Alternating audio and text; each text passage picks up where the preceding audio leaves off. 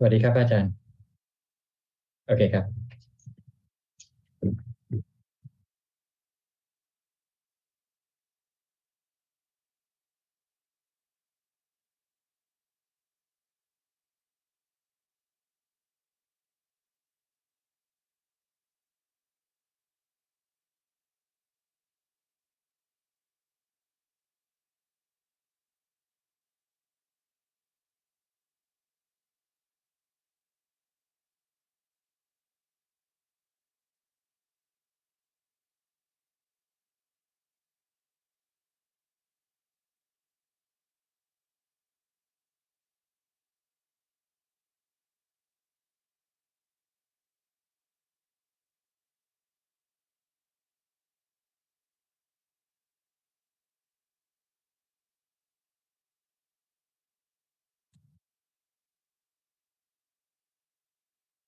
Hello, everybody. Welcome to another Dhamma meeting where we will discuss the Buddhist practices of charity, morality, and meditation. Everyone who is interested is welcome to join. We will start with our first participant, which is Willie from Indonesia. Good evening, Ajaan. Today I don't have any questions. Thank you. Okay, Kwan Liman from Malaysia. Ajaan, when we practice sitting meditation, we first concentrate on the breathing in and out. When we no longer feel the breath, then we switch the concentration to knowing the calmness and stillness of the mind. You don't switch, you just fix at the same spot. Yeah. Just notice that there's no breath and just stay fixed and just the calm. You don't have to focus on it. It will be obvious by itself. So it just be on the calmness and stillness. And just remain still. Just make sure that you don't think. That's all. Yeah. Or be distracted by some other thing. If your mind is calm, it should be empty. Yes, there's no thought and it's empty. So just remain in that. Yeah, just remains the same as when you started with the breath. Just watch that there's no more breath. That's all. Okay. Okay. Yeah. Thank you, Tanja. Next, Anura and Ramya from New Zealand. Good morning, good evening, Ajaan. So I don't have any questions today. Thank you. Ajaan, go ahead. Yeah. Could you please talk about Upeka a little bit? Upeka is when the mind enters into jhana. When the mind becomes still, not reacting with emotion. No love, hate, fear, or delusion. Just remain calm, and when it comes out with equanimity, it will not react emotionally like it used to be. When somebody says something bad, it will not react badly. Or when somebody says something good, it will not react happily. It just remains knowingly. So that's something we have to practice all the time as well. You have to do a lot of meditation because usually if you only just have it briefly when you come out, it will disappear as soon as you come out of meditation. But if you can maintain equanimity for a long time in meditation, when you come out, this equanimity will linger for a while longer than usual.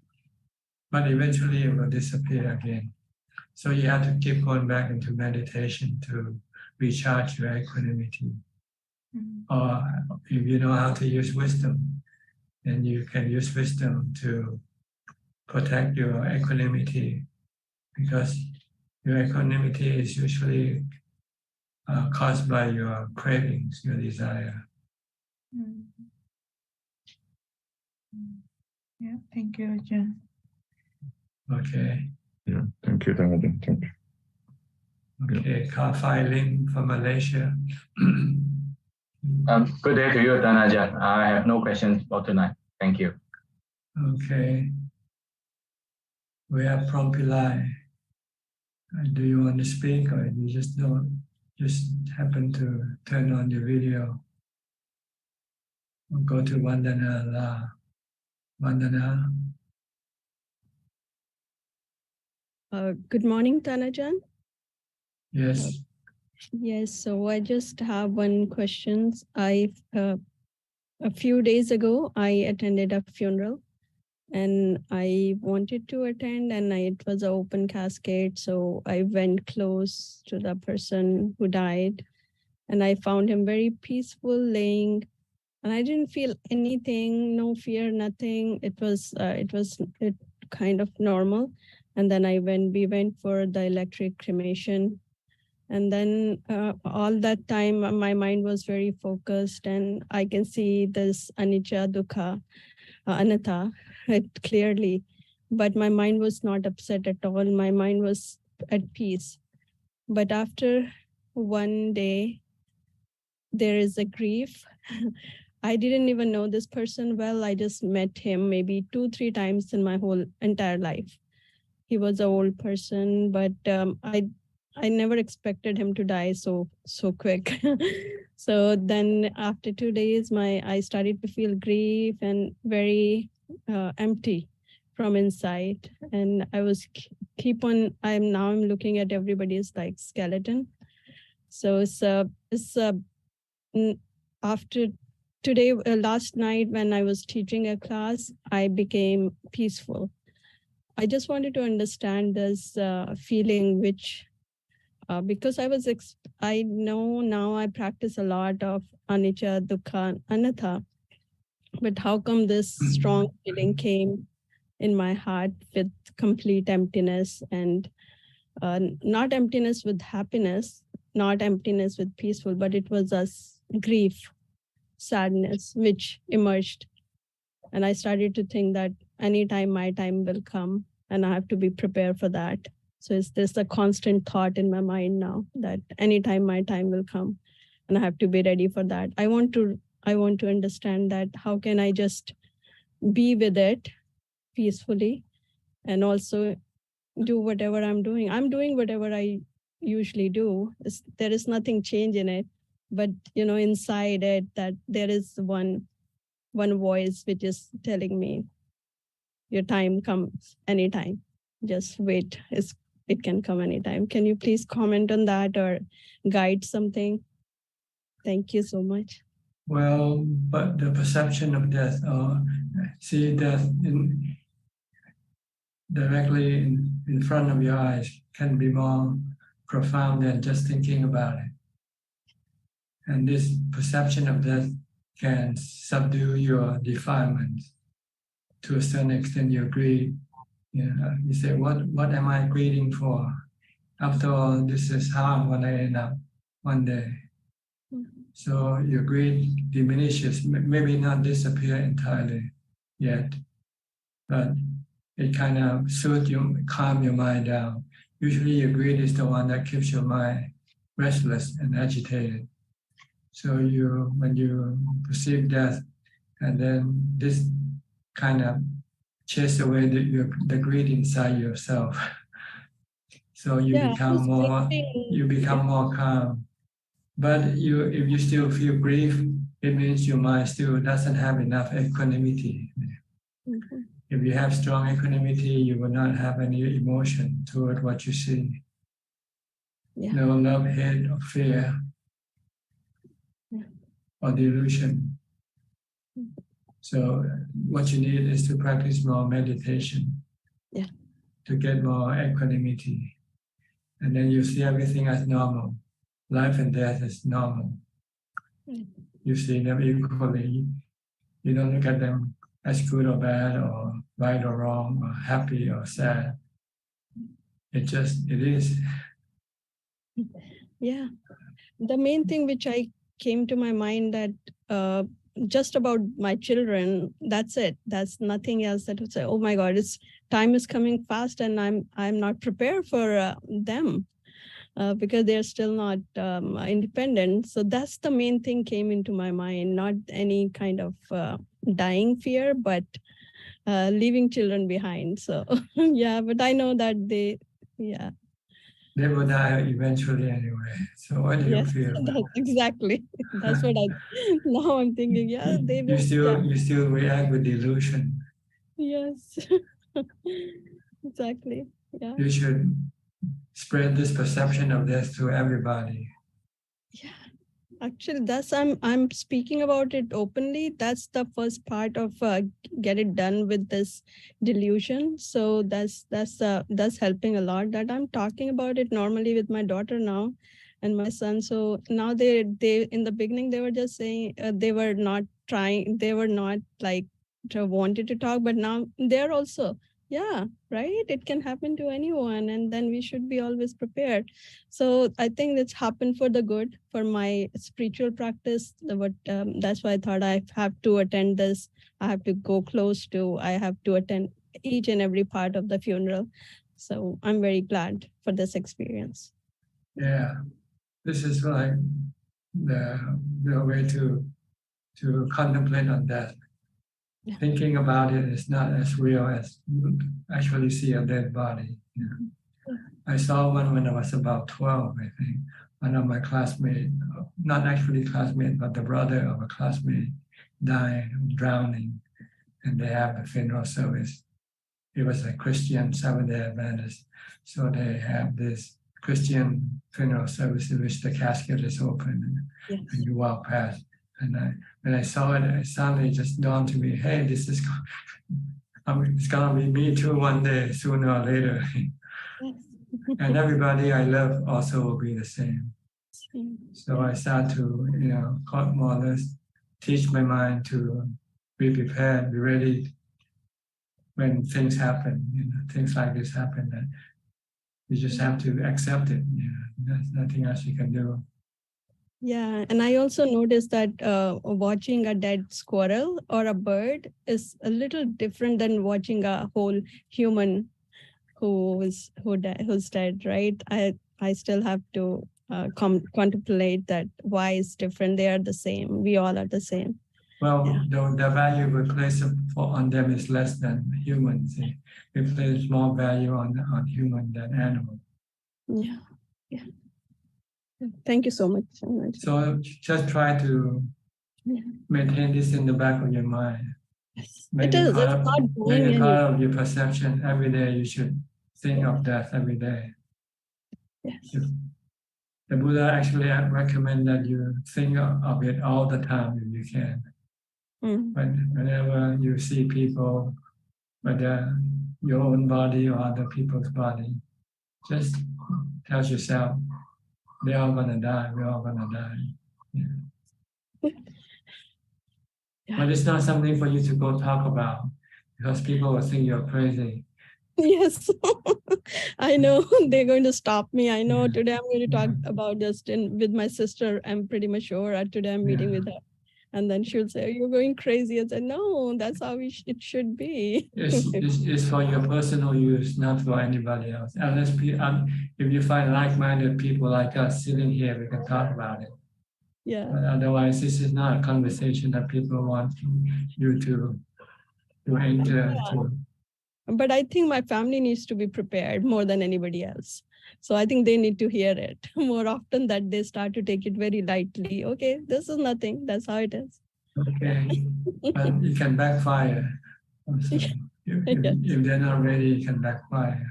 It can make them depressed and, losing the will to live. Yeah, true. So this is a very touchy subject. It's only for the strong mind to be able to appreciate it. A weak mind cannot accept this. So you have to be careful when you talk with people. Thank you so much. Okay. Next, Ricardo of Uruguay.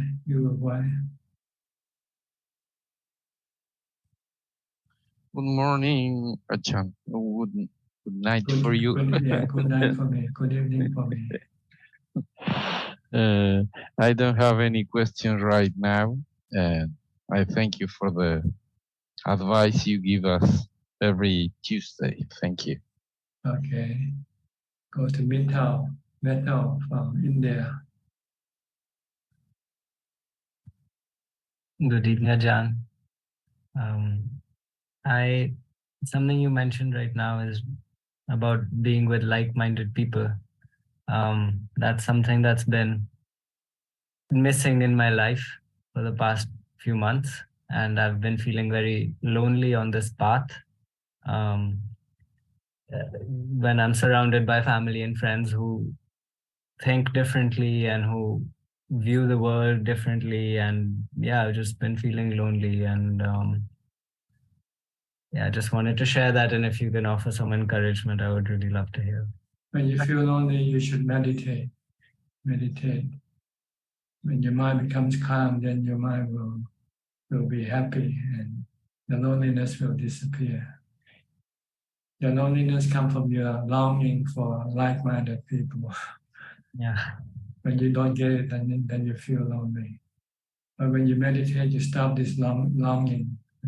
So when there's no longing in your mind, then the mind becomes contented, being with itself, being alone with itself. Like I always say, being alone but not lonely. If your mind have peace, have contentment or equanimity. It's been like that since the past, but of recently, because I've been this longing that you're talking about, I've been longing to ordain as a monk, and it's not been happening for me for whatever reasons. And while I was still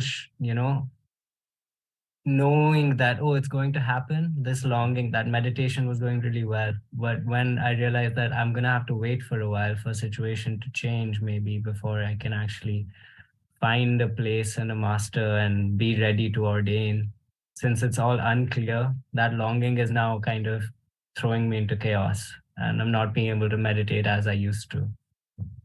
Well, actually, you can meditate wherever you are. And the master is the Buddha. You can always read from the suttas.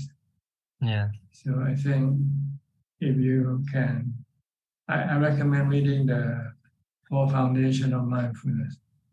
That is a good meditation handbook. Okay.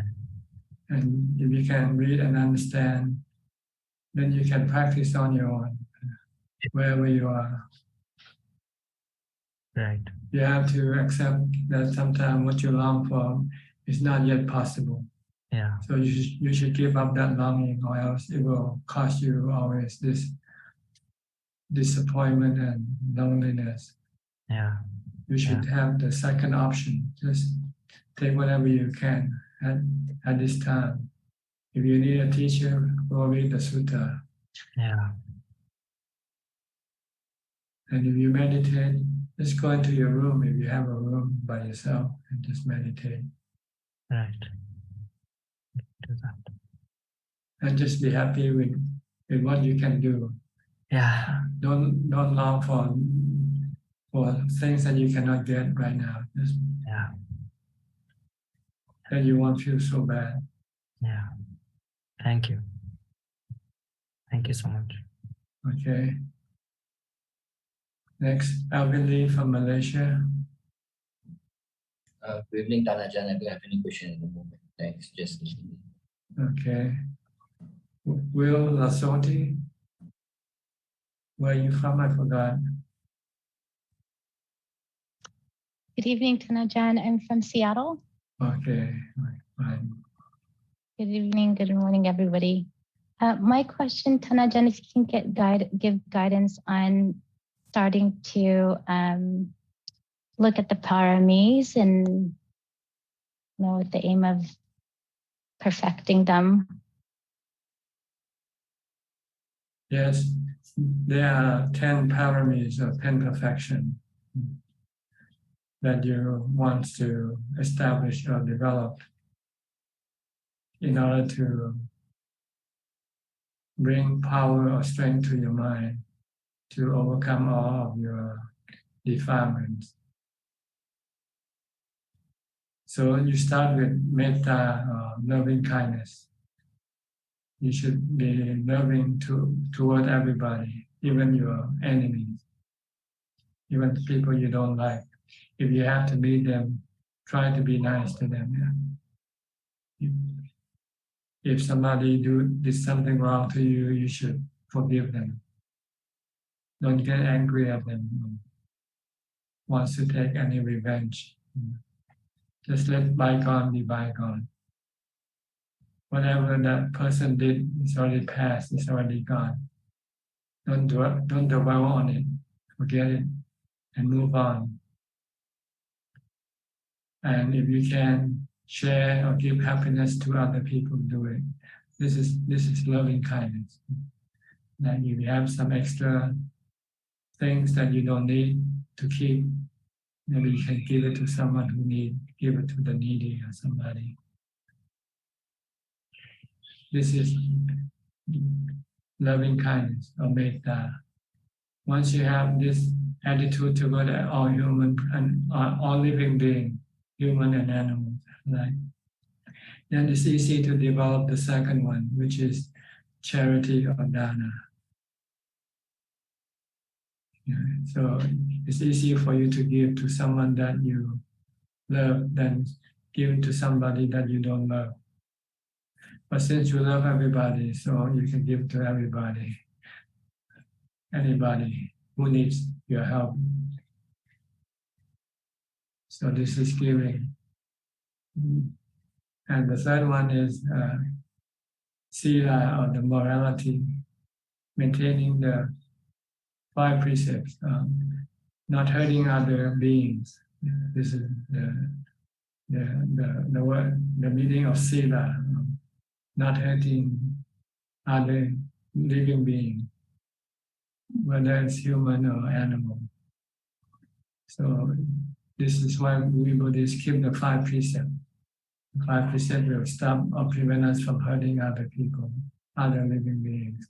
No killing, no stealing, no conducting sexual misconduct like adultery or sex outside of marriage, according to the tradition. If you want to have sex, you should have it with your partner. And fourthly, do not lie. Abstain from lying or falsehood. And the 5th one is to not take any drugs or alcohol that can cause you to lose your mind, your mindfulness, intoxicant. Because without mindfulness, it's hard to keep the other 4 precepts. It's easy for you to kill, to steal, to lie, and to have sexual misconduct. So this is what constitutes sila or morality. And once you can keep sila, the 5 precepts, then it's easy for you to do the next one, which is called nekkhamma. Nekkhamma means abstaining from sensual pleasure activity, like entertainment and eating, drinking for joy, for fun. You can eat or drink, but for the purpose of survival, for maintaining your life. But you should not eat or drink like having a party just for enjoyment. You want to abstain from sensual pleasure activity. This is called nekkhamma. This means keeping the 8 precepts. Really. The 8 precepts will prevent you from doing all these sensual pleasure activities. And even sexual conduct, even including sexual activity, like even you don't have any sexual activity with your partner. If you want to develop this perfection, because you want to go for a different type of happiness or pleasure, which is the pleasure for meditation. And in order for you to be able to meditate, you need to have the time. So you have to take the time that you use for your sensual pleasure activity away from the sensual activity and then use it for meditation instead. So this is the purpose of developing this Nekkhamma parami. You understand? Yes, I do. Okay, once you can keep the 8 precepts, then you will have time to meditate. You practice mindfulness and meditation. And when you practice meditation and you succeed, you will get to the next parami, which is upekkha or equanimity. You want your mind to be peaceful, happy, and contented. And the way to be peaceful, happy, and contented, you need to meditate until you get to the 4th jhana. Once you have this equanimity, then your mind will be ready to develop wisdom, to study the truth of all existence, of every existence, of all, that everything consists of the 3 characteristics of existence. Everything is impermanent. Everything doesn't belong to anybody. Everything belongs to nature. No self in everything, even including your body, our body. There's no self in the body. The body is just like a tree. It's part of work of nature. It's nature that creates this body, and it's nature that will destroy it one day. So you must not cling to anything that is impermanent, that doesn't belong to you or under your control. Then once you have this wisdom, then you can then let go of all your attachment to all things. And when you do that, you will become enlightened. And the other 4 paramis, the other 4 perfection are the tools you need to develop this 6th parami. First, you have to have determination or resolution to develop this 6th parami. This is called Atithana parami. So you have to set up your resolution that from now on I'm going to practice loving kindness. I'm going to practice charity. I'm going to practice morality, and so forth. Once you set up your determination, you have to be honest with you have to be sincere with your determination or your resolution. You don't set up resolution and then break it. You keep it. Yeah. This is called satya or truthfulness. You have to be true to your resolution, or else you will not be able to keep your resolution. You say, like everybody make New Year resolution, I'm not gonna drink this year, and who knows, a few days later you forget, and somebody come and ask you, you want to have a drink, and you say, yeah, thank you. But if you are truthful to your determination or your resolution, then you say, no, thank you. I made the resolution not to drink anymore. Then you also need to have exertion. You have to strive, go against your cravings, which will try to break your resolution. You have to have exertion, striving to go against the force that try to break your resolution.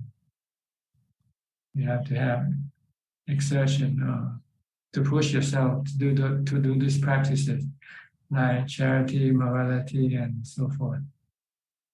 And the last one, you need khanti, patience. Khanti means patience. Sometimes you don't get what you want right away. It takes time. So don't give up when you cannot get what you want yet. Just keep on pushing yourself to do the practice. Then one day you will get what you want. Okay, this is clear enough to you? Yes, thank you, Thanajan. Okay. Next, let's go to Aparachita. Aparachita, where are you from? Good evening, Ajahn. I am from Dubai, actually. So, Okay. yes. And I saw a few of your videos, especially the Zoom. So, and I really feel very blessed. And so I wanted to just join to attend the meeting. Okay. Nothing to ask yet today. Nothing to ask yet today. Thank you. How long have you been studying Buddhism? It has been a while. I started actually Vipassana when I was 21, but I'm 50 now. So, and I had practiced on and off, but recently, for a few years, I've been practicing a bit more seriously. So, any particular teachers or tradition that you follow? Yes, I would say Theravada forest tradition. I also attend Ajaan Suchart's meeting, so I've been following this tradition. Okay, good. I hope you stick to it. Oh yes, I'm determined to. That I've decided. Yes. All right, good. Thank you. Thank you. You're welcome. Thank you. Next, we'll go to Rahul from New York. Rahul. Good evening, Ajahn. Yes, anything today for you? Yes, I had a question around meditation. In your last session, you had mentioned towards the end that don't move during meditation. Every time you move, it's like resetting your meditation. Yes. So I've been trying not to move, but my posture deteriorates over time. So if I sit in like 10 minutes in, I'm like slouching or it's falling, and then I have to constantly adjust. And I find that there is constant movement trying to get back to a stable or straight spine and straight neck and whatever. Do you have any tips on how I could minimize that? Well, the cause of this slouching of your body is caused by your lack of mindfulness, or your mindfulness isn't strong enough yet. So when you meditate, then when you're not fully focused, so you sometimes it's like, falling asleep or going to sleep. I'm not saying you're falling asleep, but you're not as alert as you would be normally. Like when we're talking right now, you're more alert now. But when you start to meditate, when you're starting, you might be alert. But after a few minutes, you might start to get into a trance or something like that. And then your body can, But don't worry about trying to keep focus on your meditation object. Do not be distracted by anything, external or internal. External is your body. Internal is your feelings or things that might appear in your mind during your meditation. Don't pay attention to them, because they will cause you to be distracted, and you will not get to your concentration destination, which is calm. So you have to develop more mindfulness. Actually, try to train yourself in mindfulness all the time, as much as possible, from the time you get up to the time you go to sleep. You can use either using a mantra. As soon as you open up your eyes, start reciting mantra. Don't let your mind think of things that you don't need to think about. Or else you can watch your body movement. When you wake up, you open your eyes, you watch where is my body now, or it's lying down. And when you get up to sit, and you say, okay, I'm sitting, okay, I'm standing, I'm walking, I'm going to the toilet, I'm washing my face, brushing my teeth. Just keep watching your body. Don't let your mind go think about what's today, what am I going to do, what am I going to eat, who am I going to meet. All these things you have to stop if you want to have mindfulness. So it's difficult for lay people to do it, because lay people have so much engagement. So as soon as you open up your eyes, you start to think about what you have to do today, right? So this is more for people who go to retreat, meditation retreat, when there's nothing for them to do except trying to stop thinking. So you should attend some retreat, or if you cannot find retreat, you set up your own retreat and try to say, today I'm not going to do any working. I'm not going to think. If I have to think, I only think only of the essential, what I need to do, like when I need to eat, what I have to do. That's all. But then try to stop your mind from thinking as much as possible. Sounds good, Ajahn. One question on what you said. So you mentioned don't be distracted by your body. So if I'm meditating and my posture changes, should I correct it or should I just leave it like that and focus on Leave it like that. concentration? Once you start meditating, forget about the body. The body is not important. What's important now is your meditation object. You should keep stick to your meditation object, because it's the meditation object that will take you into jhana. But it'll cause pain later on in the day, right? Like my Same neck is thing. like this. Yes. Okay.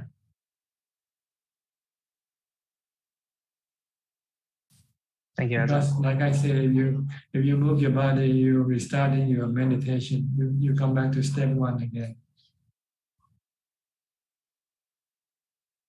Okay. Try to see, ignoring the body and see what happens. Let me try that. Thank you, Ajahn. Okay. Next, Philip from Malaysia. Good evening, Ajahn. I have a question, a slight clarification on the subject of feelings. There is good feelings, bad feelings, and neutral feelings. Are neutral feelings similar to having equanimity of things? No. It just means it's not happy nor unhappy feeling. Right. Like when you're hungry, this is bad feeling, right? Okay, yes. So when you eat and you feel full, this is good feeling, right? Okay. But somewhere there's the feeling between when you're not hungry or full, then that's neutral feeling.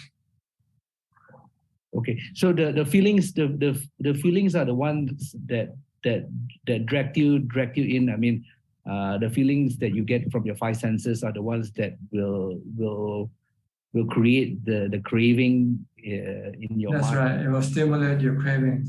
When you have good feeling, you want to attach. You want more of it. You want more good feeling. When you have bad feeling, you want to get rid of it.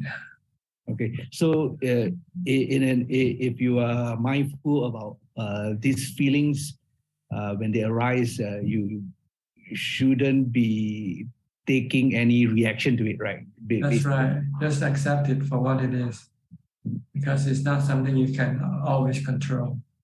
Right. And eventually, is it correct that if that you would be able to control these feelings, good or bad, or neither good nor bad, eventually the cravings will start to subside? No, the goal is not to control them. The goal is to learn to live with them without being hurt by them, affected by them. You need equanimity. This equanimity you get from your meditation. Okay. So basically treat it like the weather, right? I mean, that's right. You can. They are the same thing. They are the three characteristics. Vedana, feeling is impermanent. It's not under anybody's control. Anatta. If you cling to it, if you have cravings toward it, you get dukkha. If you don't want to get dukkha, then you just don't react to it. Just leave it alone. Accept it. Embrace it. Okay, understand. In order to be able to do this, you need to have equanimity. So that's why you need to meditate. That's why you need to develop mindfulness, so that you can then develop equanimity in your mind to be able to face the changing feelings, the feelings that keep changing, from good to bad feeling to neutral feelings. Then you don't have to do anything. Right now, people are like cricket, and they keep being stimulated by. Well, I'm not sure you ever played cricket there, and they have those. We used to have a little hair that we spin around the crickets, and the cricket will start to make sound. Oh, okay. Okay. Yeah. But see, people are reacting to their feelings, right? So when it's hot, they want it's cold, right? When it's cold, they want it hot.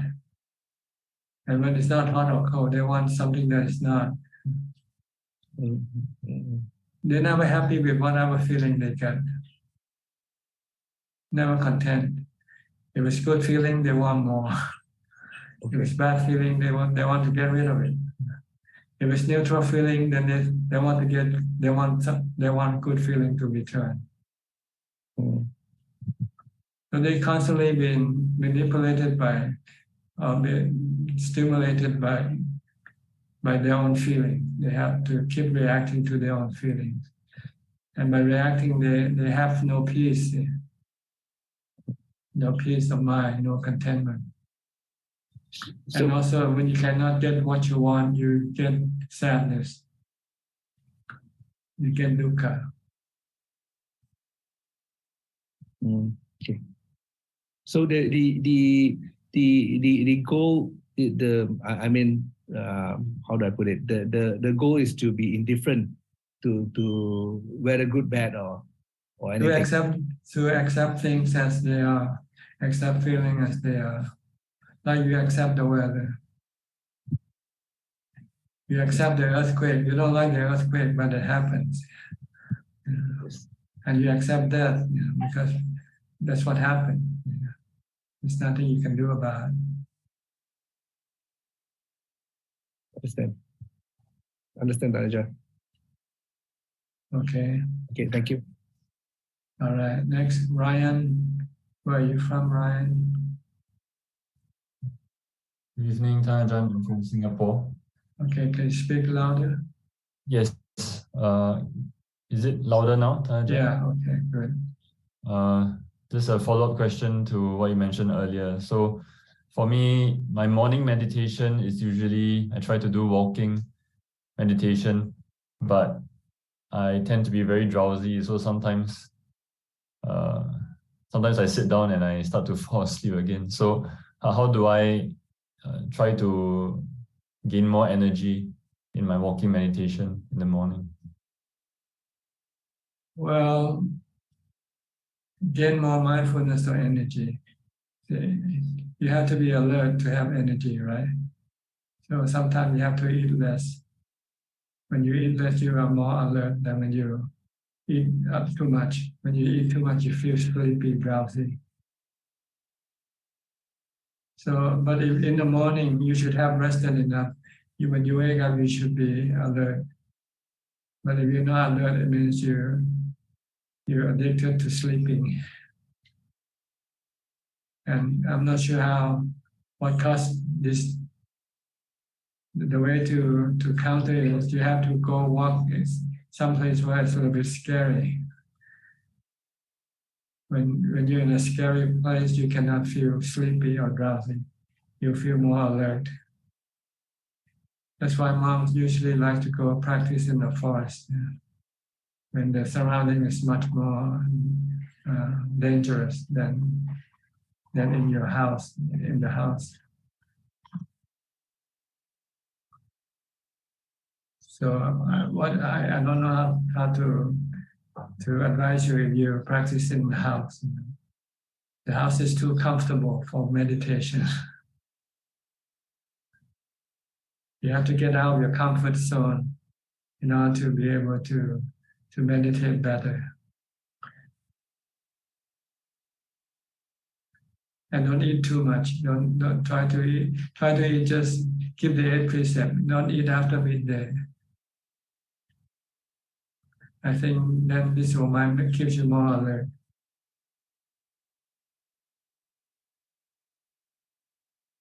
Usually for meditator, serious meditator, the Buddha recommended they should keep the 8 precepts. But if you are a casual meditator, then this is what you get. You get a lot of obstacles in your meditation.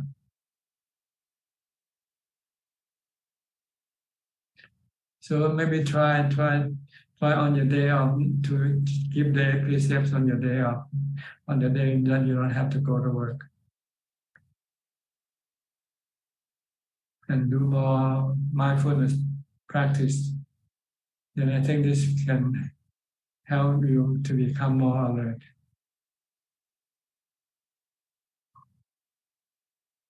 Okay. Anything else? Your microphone is off. If you want to speak, you have to unmute it. Yeah, thank you, Ajaan. That's my only question. Thank you. Okay. I'll go to equanimity. Ubeka is equanimity. From Brazil, Sao Paulo. Hi, Bante. Hi, how are you? Good. Yes, yesterday, I have at afternoon in my meditation, I have very contentment.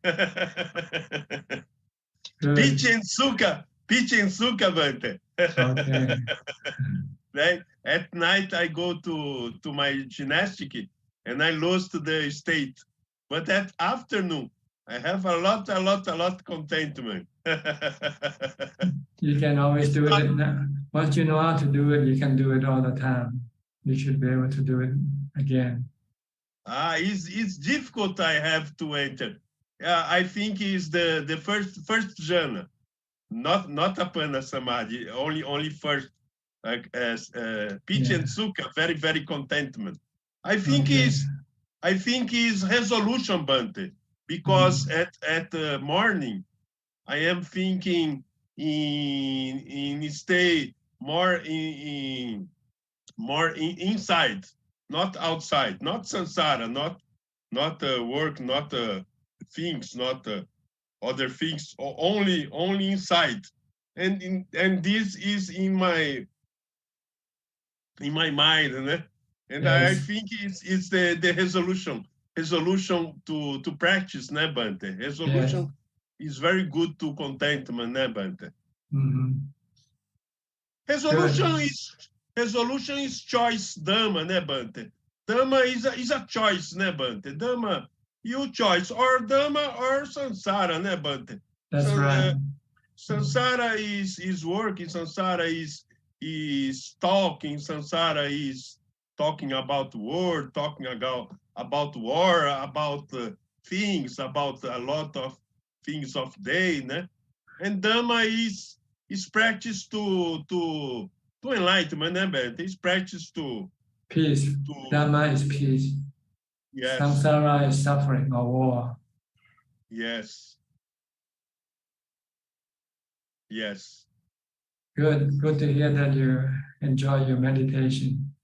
Oh, it's very good statement. Contentment is very good. Yeah. It's good to remember, Bante, to motivate practice, Bante. Yes. Very good. Okay. I meditate more. Okay. All right. Thank you. Thank you too. Okay, we'll go to Sri and Czech from Vancouver.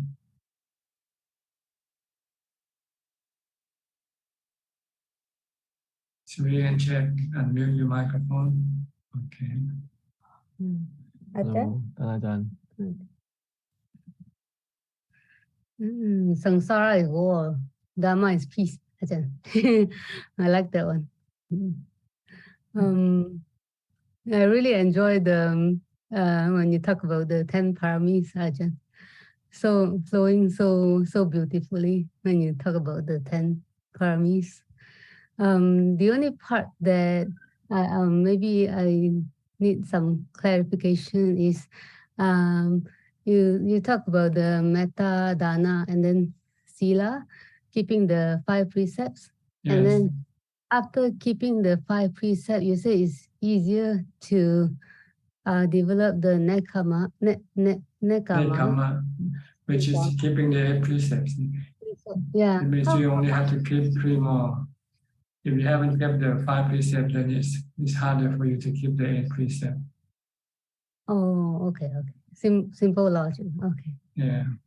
Oh, yeah. I was just wondering how come it's easier if you have the sila and then it's easier for you to do the nekama. Yeah, you only have to increase three more. Three more. Okay. Three more practice and change your third precept from sexual misconduct to no sexual activity altogether. Oh. Abstain from sexual activity. Okay. Yeah. But like you talk about the 8 precept, but I hardly hear about the 10 precept. Ajahn. Like the 10 precept is like not. Okay, actually the 8 precept is really 9 precept. With with the 7 precept combining the two precept together. Yeah. Oh, right. The one that has to do with abstaining from entertainment and the other is from beautifying your body. Yeah. Putting on nice clothing, putting makeups and do your hair and so forth. This is a separate precept, but I don't know why they combine them into the 7 precept together. So actually the 8 precept is is made of 9 precept. Okay. And the 10 precept is abstaining from handling money, using money or spending money. This is more for monks. Monks don't need to have money because monk is supported by lay people. And money can be dangerous because it can be used by the defilement. Defilement likes to use money. So when you have money, your mind will tend to be tempted to use money in the wrong way, to buy things that you should not be buying, for instance. So the Buddha doesn't want monks to have any money. So Tan Ajahn, like in Thailand, I see like for example, some women they practice by themselves, like they cannot keep the 10, right, Ajahn, because they still have to buy food and. Well, there is a clause there in which you can accept money, but you cannot keep it or use it yourself. You have to use a proxy. You have to keep the money with somebody you trust. Oh. And whenever you need something, you tell that person to go get it for you. Oh. You're not supposed to go shopping yourself for things. Oh, okay. And the thing that you should buy should be just the necessity of life, like such as food, clothing, medicine, fixing your place. You know, this is what the money is for, to help maintain the body of a monk, not to use for entertainment purposes or sensual pleasure indulgence. Okay. Or you can use it for charity. Many teachers who have many followers, their followers will give them lots of money, and they usually use the money for charity or for the monastery, to maintain the monastery or to build new monastery sometimes. Yeah, I think Long Ta did a really big one, Ajahn, right? Like. Yeah, I think that Thailand was in a financial crisis, and somebody, I think, explained to him that he could help by encouraging people to give money for the country through him, because so people give the money, then he give the money to the government to help show up the reserve, the foreign reserve, which was dwindling then, was in crisis. Thailand owed some IMF money or something like that. Wow, the Long Ta is really wow. Yeah. But he used this as an excuse that for him to be able to meet a lot of people and teach them Dhamma. Every time people come and you offer the money, he will give a Dhamma talk to them. Wow. So his goal is more about teaching Dhamma than actually fundraising. But that is used as an excuse. Wow. I didn't know that part. Wow, thank you for telling about this one. Yeah, Ajahn. Well, this is not being said by anybody, just my interpretation of his action. But you live in Long Ta for 9 years, right? I think so you probably know his character. And it also makes people feel better. When we give money, they feel better then they try to hoard the money, because the country is in crisis and they say, oh, we have to cling on to our money and worry about money. But if we say, oh, let's give and let's help the country, we're each pitching, and when you help, you feel good, you feel happy. And you feel, oh, the country is in a better financial position now with our help. Wow. Yeah, I love this story. Wow. Yeah. Thank you for telling us this. Yeah. Very inspiring. Okay, anything else? Ajahn, for unenlightened persons, like is a avijja pachaya sankhara. For enlightened being is always like Dhamma pachaya. Dhamma. Or panya. Oh, panya. Okay. Only when he wants to use like his mind, right? Like if without. Every time an enlightened person he thinks with wisdom, doesn't think with delusion.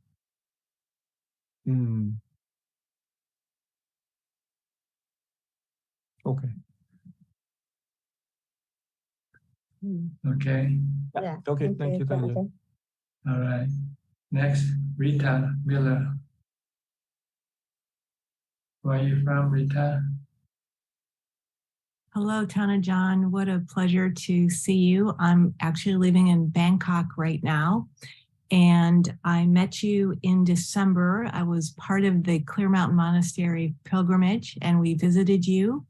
Yes. Okay. And we had the Q&A with you, and I'm still so grateful. The Dhamma you shared is still inspiring me. And I picked up a couple of books. I read your autobiography, so thank you for the autobiography. You have led a very austere path of practice that is, wow, just so remarkable, and so grateful for your practice and for your willingness to teach us. So thank you very much. I have a couple of questions. Often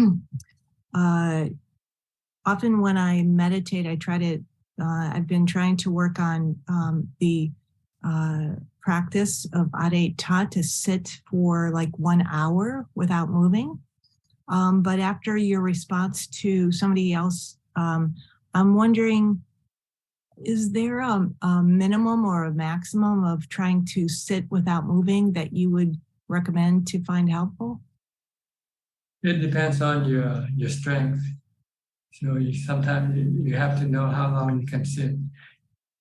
So you start with that and then try to increase it gradually. Right now you can sit for half an hour, and the next time says add another 5 minutes, 35 minutes. And when you reach the 30-minute mark and you feel like wanting to stop, and you say, oh, you should continue on. And the way to continue is maybe you have to use the mantra, because it means your mindfulness is now weak. So you want to increase your mindfulness. And one way is using the mantra, reciting the mantra can help replenish your mindfulness. Okay. And the mantra that I started using was the Buddha mantra. Yeah, yes, you can use that. Okay.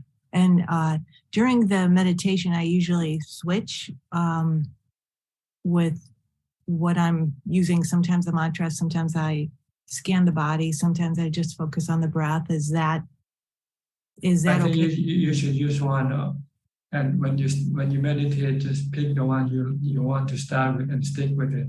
Don't switch your meditation method. Okay, so stick with the same. Either do the mantra the whole time or focus on the breath the whole time. Except if you use your breath, and when you reach your limit, you feel like you want to get up, and watching your breath doesn't help, then you can switch to the mantra to help you continue sitting. Okay, I'll try that. Thank you. May I ask one more question? Sure.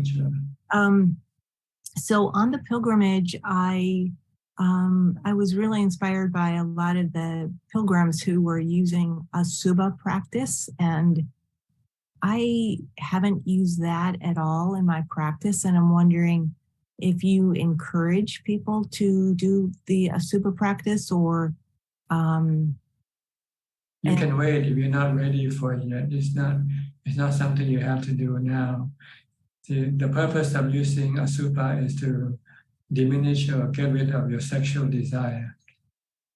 If you find that your sexual desire is become an impediment to your meditation, then you have to use Asubha contemplation to stop it from interfering with your meditation. Okay. Can Asubha also be used for food? Food you have to contemplate on the repulsive nature of food, not what you eat. Once inside your mouth, it becomes repulsive. Because if you should vomit, if you should discard coming out of your mouth, you won't be able to take it back inside your body. Okay. So if you feel hungry, don't look at the food in the plate. Don't think of the food on the plate. Think of the food that you are chewing in your mouth. And when you spit it out, see what it looks like.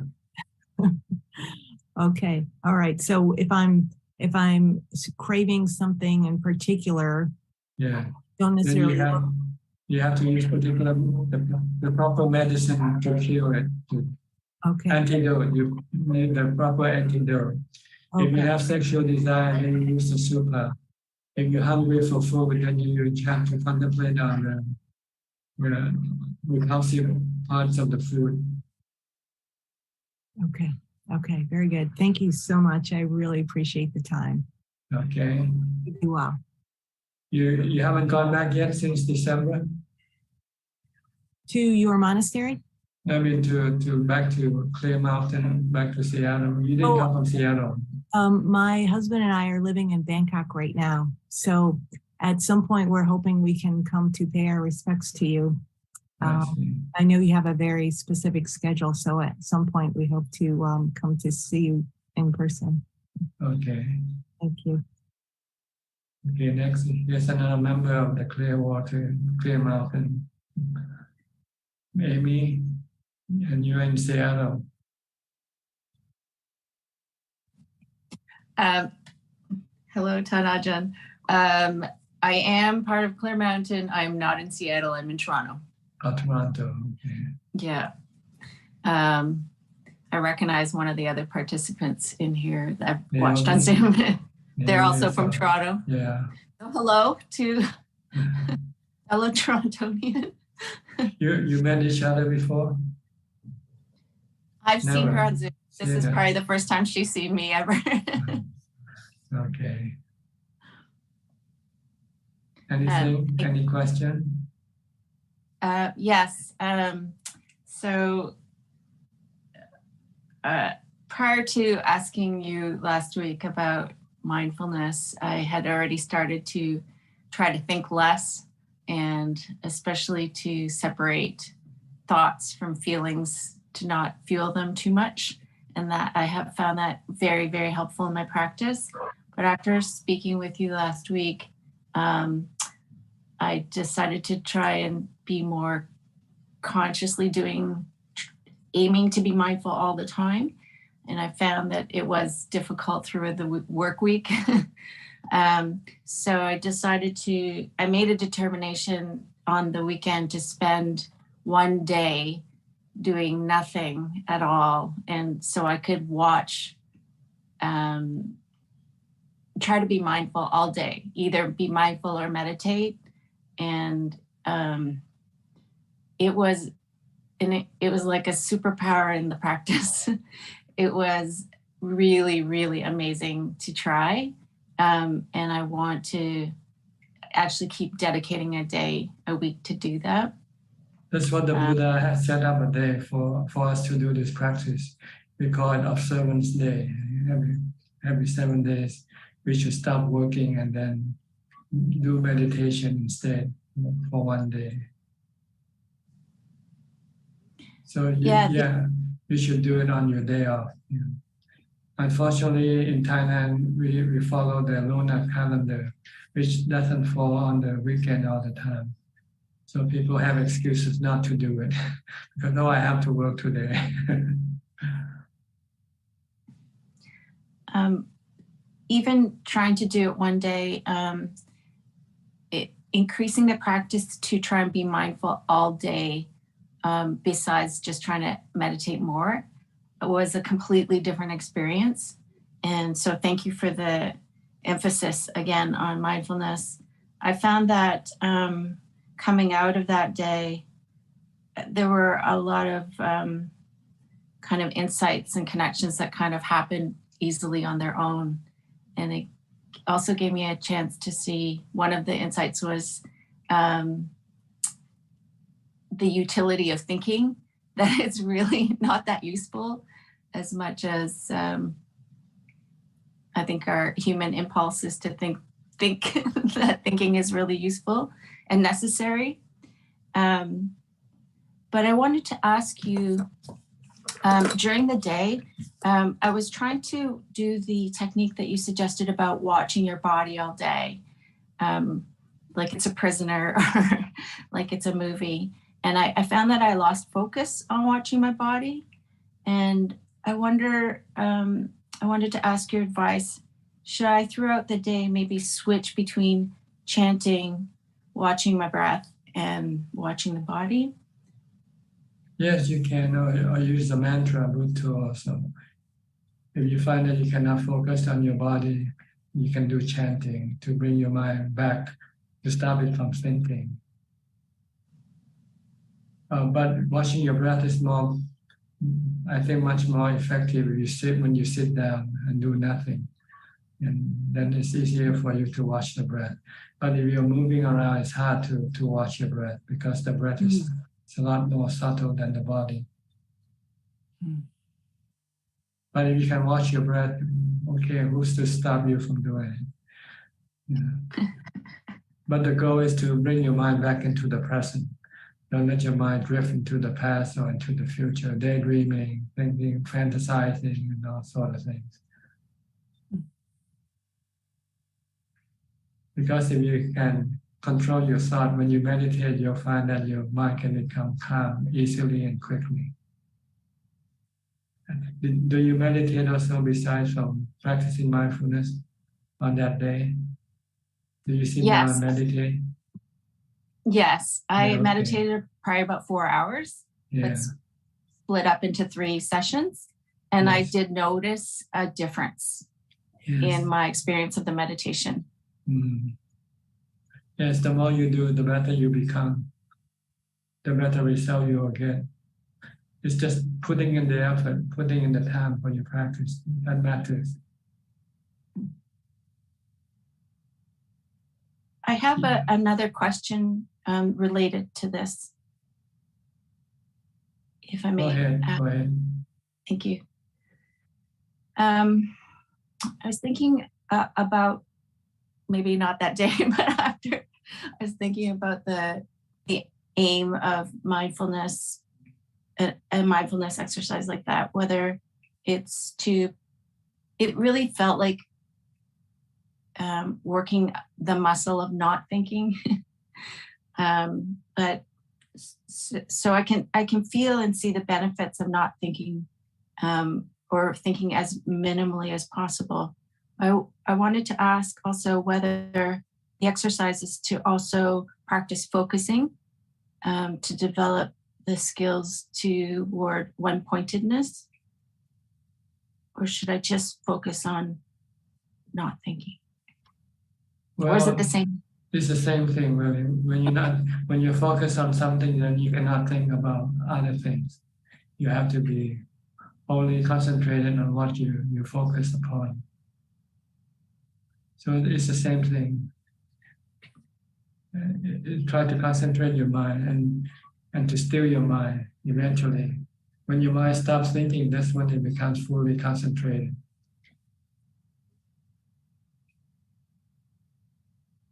So just try to do a lot of mindfulness and meditation as much as possible.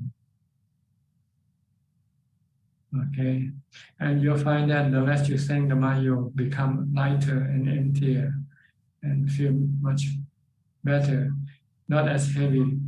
It's when you think, that's when you create a lot of emotional burden on your mind. So when you don't think, you'll notice that your mind is lighter and more peaceful. Even when you haven't yet meditated, mindfulness already give you some of the result that you'll get from meditation. So it's a good practice. You can walk for a long time with mindfulness. That's a good practice because it can keep you alert. And when you feel really tired and you can no longer walk, then you can then sit for a long time. I've heard in some of your other talks that not thinking also, it because it's a precursor to craving, it helps to reduce your cravings and also, reduce those emotional, the papata that drives emotions. You have to think first before you crave. You have to think of food before you can crave for food. If you don't think about food, then you don't crave for food. You forget about food. So try to stop, because usually your defilement will try to push you to go think about food, think about sensual objects, drinks, what to see, what to hear. Then your craving will come as soon as you think about them. But when you don't think about them, then the craving cannot come up. Yeah, I'm happy to hear that you're putting this effort. I think you'll learn a lot from this practice. I think you understand your mind better, how it works. It's also really enjoyable. I'm really, really looking forward to making that time to do it again. Thank you. Thank you, Ajaan. You're welcome. Next, Diana from Wales. Greetings, Ajaan. I'm just listening today. Thank you. Okay. Naomi, you've been waiting for a long time. Oh, hello, Ajaan. I actually don't have any questions today either. I just wanted to listen today. Okay. Sulan from Singapore.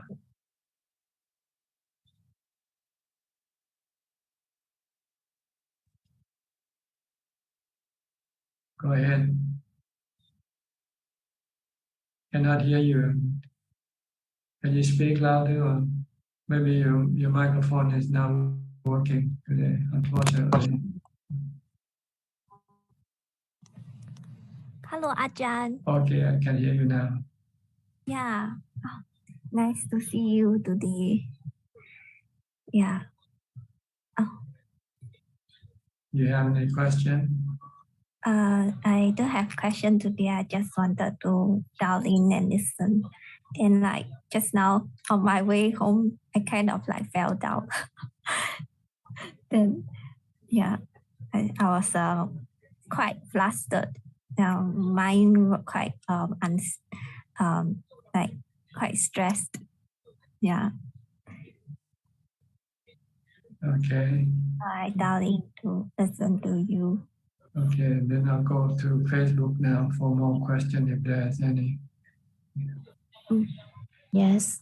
There are 8 questions from Facebook, Ajaan, and 4 questions from Deborah Jonas from She Old Mountain. And this 4 question is about fasting. Greeting Ajaan. Question number 1. When we fast for, let's say, 6 days, is it good to follow that up with 6 days of eating? Well, it's up to you how much you want to eat and how much you want to fast. You have to look at the benefit that you get from fasting, but you also have to look at the benefit of eating because you need to maintain your body also. So when you fast, you have to make sure that you don't overdo it to the point where it hurts your body. So this is something you have to figure it out for yourself. There's no fixed formula whether you eat 6 days and fast 6 days. If you find fasting 6 days and eating 6 days works for you, that's fine. Or maybe you might find fasting 6 days and only eat 3 days and go back fasting again. If you want to concentrate more on your meditation effort, then you might fast more than eat. But if you want to have a balance between eating and fasting, then you can divide half for each.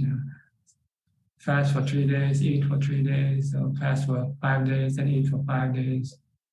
This is something that you can try it out for yourself and see which works for you the best. And questions number 2. Is it the best to just experiment, trial and error to see what works best for oneself? That's right. I just answered the first question. And question number 3. Other Ajahn seems to have destroyed their digestive system fasting, but yours seems to be okay. So I'm wondering, how do you manage it? Because I don't do the extreme things. I just do moderately. I don't aim for the number of days of fasting. I look at the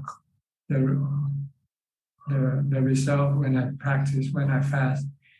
If I fast and I can have my mind alert and have more mindfulness, I keep fasting. But if I fast to a point where the mind becomes weakened and not alert anymore because the body has become weakened, then I stop fasting. I'm not looking for statistics, like how many days you can fast. I look at more as the result from fasting, whether it assists your meditation or not. If it doesn't assist, it becomes a burden or it becomes an impediment, then I stop. See. If I fast just to count to keep a statistics, but I don't meditate, then it's not worth fasting. Fasting is not for the statistics. It's supposed to support your meditation. So if you fast and you're not meditating, you just sleep, because you're so weak you cannot do anything, then it's better not fast. Then you should come back and eat. Fasting is to stop your mind from being drowsy and lazy. But over fasting can also have the opposite effect. You can become sleepy and weak, and you don't feel like meditating practice if you fast too much. So this is something you have to figure it out. Also the effect on your body. If you fast too long, it can cause some stomach problem. And questions number 4. What is the purpose of fasting and how do we know if it's suited for our character? Thank you with appreciation. Like I just said, fasting is to support your meditation, to help you get rid of your hindrance of sleepiness and laziness. And it also stimulates your meditation, your mindfulness practice, because when you're hungry, you have to stop your hunger by stop thinking about food. And in order to stop thinking about food, you have to recite the mantra. try to contemplate on the repulsive nature of food to stop your hunger. Yeah. So this helps to stimulate your practice of mindfulness and also wisdom when you fast. And eventually you overcome this problem with eating forever. Once you can fast, then you find that you will have no problem what to eat. You can eat almost anything because you can have a choice whether if you don't like to eat, then you fast. Then if you're given the choice, then the farmer say, okay, I'll eat anything that's available. But if you don't have a choice, then you try to choose the food you want to eat, and this is becoming defilement. So I think fasting is a good way of dealing with your overeating problem, and also help your meditation practice. Okay. Yes, and 3 questions from Ho Liang Soon. The first question is, can Ajahn explain the 4 foundations of mindfulness in meditation? Well, the 4 foundations of mindfulness is the manual of practice of mindfulness, of samadhi and wisdom practices. First, the Buddha teaches in the foundation of mindfulness to develop mindfulness by being mindful of the body movement, have clear comprehension of every movement of the body, so that your mind go away from the body. And once you have enough mindfulness, then you sit down and meditate and have mindfulness of breathing to get your mind into jhana, to samadhi, to peace and calm. Once your mind have peace and calm and equanimity, then you're ready to study the nature of the body, the nature of feelings, and the nature of the mind. To see that they are all anicca, dukkha, anatta. They are all made of the 3 characteristics of existence. And they are impermanent. There is no self in this body or feelings or mind. They are just work of nature, anatta. If you cling to them, if you have any desire for them to be something that they are not, then you can get dukkha, you can get suffering. If you don't want suffering, then you will just have to leave them alone. Let them be. Let the body get old, get sick and die. Let the feeling keep changing from good to bad, from bad to neutral. Just try to accept them for what they are. Same way with the mind. The mind has emotion, has different type of emotion. Sometimes the mind feel happy, sometimes the mind feel sad. Sometimes the mind feel agitated, sometimes the mind feel calm. You just have to understand that this is the nature of the mind and accept them for what they are. You don't have to do anything. Just be an observer, just watch. Then you don't have to do anything. If you try to manipulate them, manage them, you can get dukkha because sometimes you cannot do it. Okay, Next this is question. pretty much about the 4 foundations of mindfulness. And next question, how do we contemplate in meditation? Contemplate is to study the nature of the body, like contemplate that the body is once it's being born, it is subjected to aging, sickness, and death. And the body is made up of the 32 parts. And the body will one day turn into a corpse. And this is to study the nature of the body, which we call contemplation, wisdom contemplation, or insight contemplation. Next questions, how do we know that our meditation is improving? You become happier, your mind become calmer, more peaceful, and you have less greed and anger. And next questions from Aun. Good evening, Pante. I'm Aun from Penang, Malaysia. Pante, please explain, can anyone enter the jhana when practicing walking meditation? From Ajahn Man book, If I'm not mistaken, the book got mentioned about one of Ajahn Mun disciples meeting a tiger face to face when he practiced walking meditation in the forest. He got a big shock and suddenly this incident helped him to enter the jhana. Thank Bhante for your explanation. Yes, this is an exceptional case. Normally, if you are in a safe environment and nothing can shake your mind, then usually the mind will not be able to enter into jhana while you walk.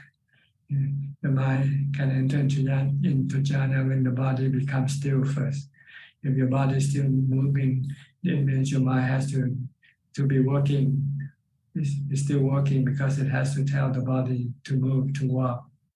So you have to stop the body first, so that the mind will then not have to function, to tell the body what to do.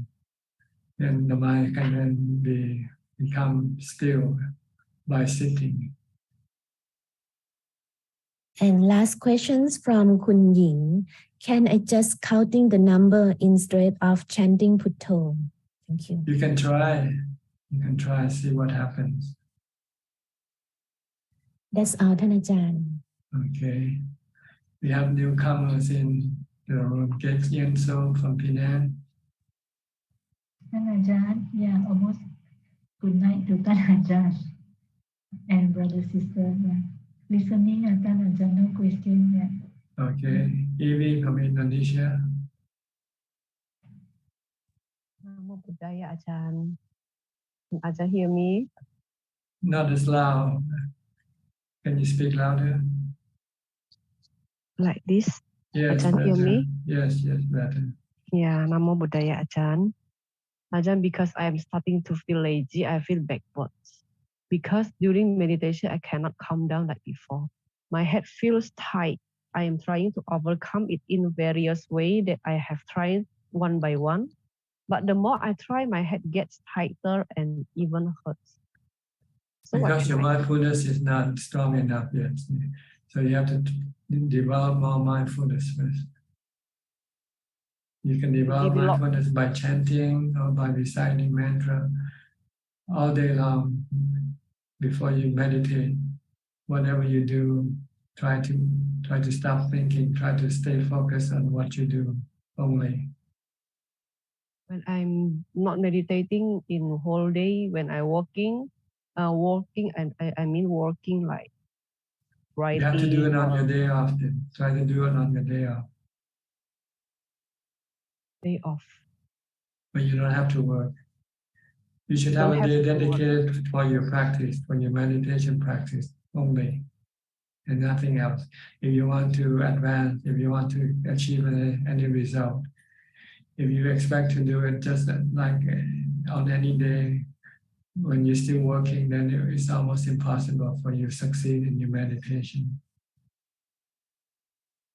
You'll get the problem that you're getting right now. Yeah, this is my problem now. Yeah, so you should try to find a day where you can dedicate that whole day to practice some mindfulness and meditation, like somebody earlier just mentioned, Amy. She had one day of the week to dedicate to the practice of mindfulness and meditation. Mindfulness in daily life, no meditation is just focus on what I am doing. Like you're doing both. You first you focus on what you do, and when you have nothing to do, then you sit down and meditate. Okay, I try. So because this is make me sad, a little sad, and I feel anger. Yeah, I feel backward, not like before. Okay, Ajahn, I will try. Okay, good. Anybody would like to ask any question, more question, you're welcome to raise your hand and unmute your microphone.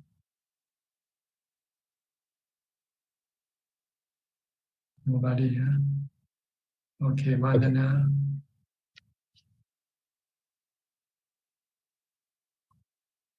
Thank you, Ajahn. So I'm trying to practice 8 or 9 precept as much as possible for a month now. So this is helpful. But for the eating part, I have to extend it until 3 o'clock because it's working time, and then I cannot do that. And also I drink some coffee or milk. I know it's like absolutely keeping the precept, but I'm pushing myself towards that, and it's very helpful. I have a question regarding the vibration, which I feel in my forehead and my face. Mostly that becomes my object. Do you think that's okay? Because that's connected with the sound of silence in my head during the whole day, actually. Just the meditation, it calms so down that I feel happy, blissful. And now I try to go beyond that and try to just ignore the bliss. And then, because I know in the beginning when I have the blissful feeling, I was getting attached with it, and then I say, okay, that's it, I'm done. But now I am trying to just see it and putting on the side and looking at the characteristic of, again, that it's not going to last. So about the vibration, do you have any suggestion, or I should just ignore it as well? Just ignore it. Just don't pay attention to it. It's a ninja, right? It comes and goes by itself. And you cannot really force it to go away when it comes. So just leave it alone. Don't be bothered. Don't be disturbed by it. You know. Just keep concentrating on your mantra or on your breath, on your meditation object. And when your mind becomes calmer, sometimes these things will disappear. And I'm since the bliss is coming naturally and every time, then now my head and that area is becoming colder. It's like a cold breeze is touching my head and my face. So I'm just wondering, this is the change which happened, I think, last week, that my head is becoming cold. It's like nice cold breeze in I don't know, what is it? Or I should ignore that too, right? Yeah, just consider everything as work of nature. Everything is work of nature. Okay, like the sun, like the rain and the snow and the wind, is our work of nature.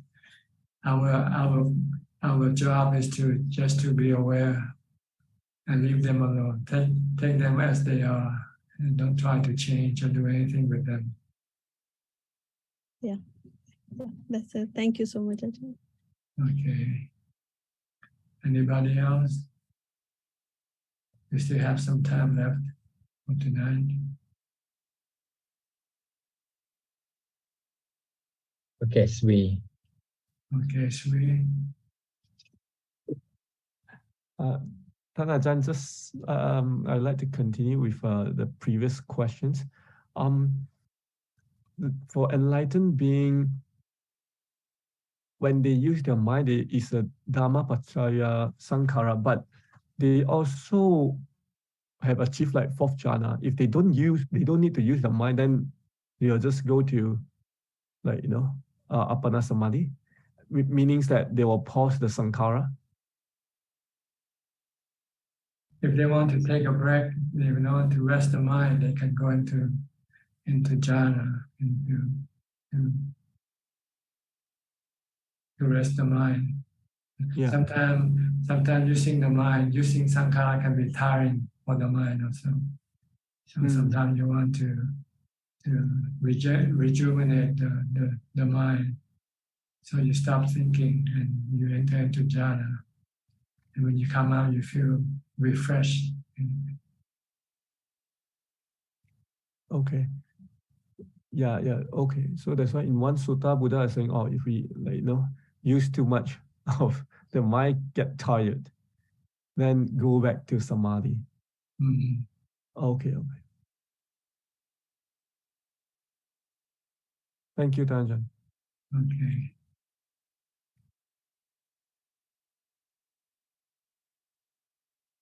Well, it looks like nobody else have any question. So I have to call this meeting to an end. Thank you for your participation. I hope this meeting helps you understand the way to practice better and help you advance in your practice. In the meantime, please stay safe, stay mindful, and keep on practicing. And if all goes well, I'll see you all at the same time next week. Thank you and goodbye. สาธุเจ้าค่ะ Thank you, Ajaan. Thank you. Thank you. Thank you, everyone. Thank you, Amin. Thank you, Amin. Bye. Thank you. Bye-bye. Good night. Good night, everyone. Thank you. Bye-bye. Thank you. Thank you. Bye. Good night. Thank you. Good night. Bye bye.